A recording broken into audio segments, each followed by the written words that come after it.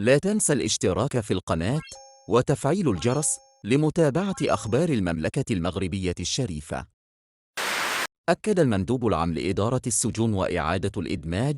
محمد صالح التمت أن القرار الذي صوت عليه البرلمان الأوروبي الخميس الماضي، والذي يتهم فيه المغرب بانتهاك حقوق الإنسان وحرية الصحافة، يكشف تناقضات أوروبا ماضية على مسار الانحطاط.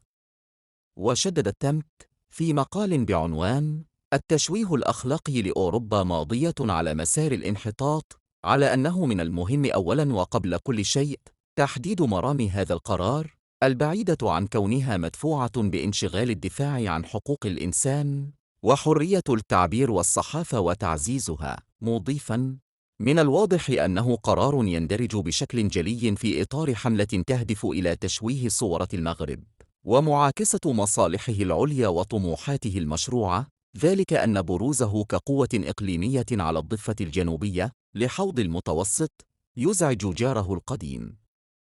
وأشار في معرض سرده للأدلة على النوايا السيئة الكامنة وراء القرار إلى أن هذا الأخير تضمن نقاطاً لا تمت بصلة للموضوع المتناول.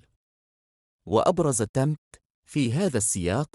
أن القرار الذي صوت عليه البرلمان الأوروبي يذهب إلى حد لوم المغرب على احتلال الصحراء الغربية وتهميش الريف وإدارته لقضية الهجرة عبر حوض المتوسط، على الرغم من أن الاتحاد الأوروبي والدول الأعضاء المعنية فيه كانت دائما تثمن التعاون في هذا الصدد، لافتا إلى أن القرار زاد من حدة التصاغر إلى أن جعل قضية الراضي ذريعة للتهجم على المملكة.